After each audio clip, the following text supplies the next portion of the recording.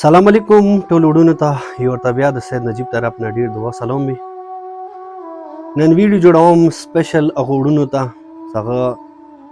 صاحب اولاد وي، خدای هغه ته نیکخوی او ډېر ښایسته ښایسته او ډېر ښکلي ښکلي بچي ورکړي وي، ښکلی اولاد یې ورکړی وي. دا ویډیو سپیشل هغوی دپاره دی او تاسو ټولو ته دا ریکویسټ کوم چې نن ما د یوه معصوم سید، نن ما د یوه ډېر غریب سید او هغه معصوم سید ویډیو راوړی دی چې هغه ویډیو نن ما خپله څه کله افیس کې لیدلی دی، قسم دی ځمکې رانې اور کړي دی. هغه خوږ هغه معصوم بچی د خپل پلار څه کوم بیماری دی هغه حوالې سره خپل وروڼو ته کوم مشکلات کوم تکلیفات بیان کوي،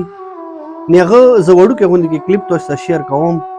رسوی دغه معصوم بچي د ویډیو لږه ما څه وکړئ، دې په باره کې بیا مزید څو خبرې کوم، خو پلیز د ویډیو ما څه کمپلیټ وکړئ. رسوی د معصوم سید ویډیو لږه وکړئ. نام ابن عباس ده رون کتون که تاسو خپل که سپر مهلتونه ایمو پلور بیمار ده ایزون مریض ده شوگریاره موسا چو مدد نوکی موسا یا ایمو پلور سا ایمو پلور با دا بیماره نمرشی تاسو تازه ریکویست کن موسا چو کتون مدد کهاش موسا مدد وکوی ده ایمو پلور اسپتال رو دوکیمنتس دی.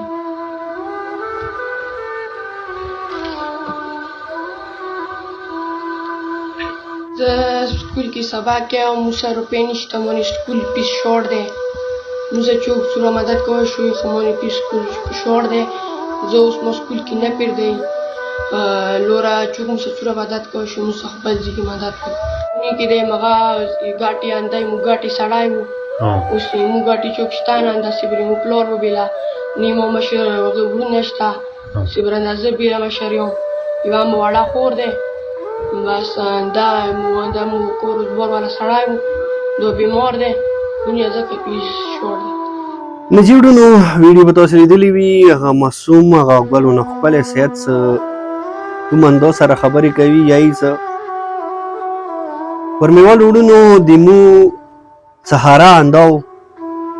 ورمېوال وروڼو زه مشر یم،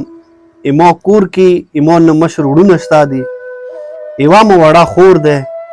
او د پلار نه سوا مو نوره هیڅ وسیله نشته دی. دا پلار مو چې هغه مثال مو ته خوشحالي راکوله، دا پلار مو چې هغه سترګو ته به مو سترګې غړولې، مو ته به مثال د زندګۍ هر یوه خوشحالي ملوېدله، خو نن مو پلار داسې حالات کې پروت دی که چیرې د ما پلار علاج نه وشولو نو مو ته خو داسې محسوسېږي خدای د ما وکړي خدای د ما وکړي چې موږ یتیمان نه شو. زه به اول رب ته سوال وکړم چې پاکه پروردګاره دغه معصوم دغه مظلوم او دغه خوږه سید ته هیڅ کله یا د پلار غم د پلار درد د پلار مشکلات هیڅ کله ما کې ورته او دا حالاتو کې چې دا زه خو به داسې وایم چې کیدای شي دې ته دا پاتې نه وي چې د پلار جدایۍ نه بعد ایما زندګۍ کې به کومه ډول مشکلات راسي، کومه ډول تکلیفونه راسي، کومه ډول به زه مثال خپله مور خپله خور و هغوی چې کوم ذمهداري دی هغه به زه څه خلته بیا مخکې زندګۍ کې هغه نباو کوم. وروڼو زه خو داسې درته وایم چې رسوی اتفاق اتحاد سره خاص کر هغو سیدانو ته زه دغې ویډیو په ذریعې ریکویسټ کوم چې هغو ته خدای ډېر ډېر دولتونه ورکړي وي، که تاسې څه خمس وي، که تاسې څه زکات وي، که تاسې څه مثال صاحب امام در سره وي، دا یو داسې سید دی چې دغه ټایم نه دا مجبور دی دا لوېدلی دی دغه مثال هیڅوک نشته دي چې هغوی مطلب د ټایم نه د هغه سهارا جوړه شي. نو رسوی هر یو ورور څومره تاسې نه واسه کېږي د غریب سید څخه دغه بیماری کې تاسې ښه روغ ته ونوسه وکړئ، تاسې ښه روغ مثال هغه سپورټ کړئ. زما که د خپلې خلخوانۍ دپاره دا خدای دې ته نوې زندګي ورکړي، یو نوې جذبې سره د خپله خلخوانه چې کومه دی حد کمال ته ورسوي، که هغه نه بعد خدای ای کل نفس ذائقة الموت بشکه مرګ حق دی.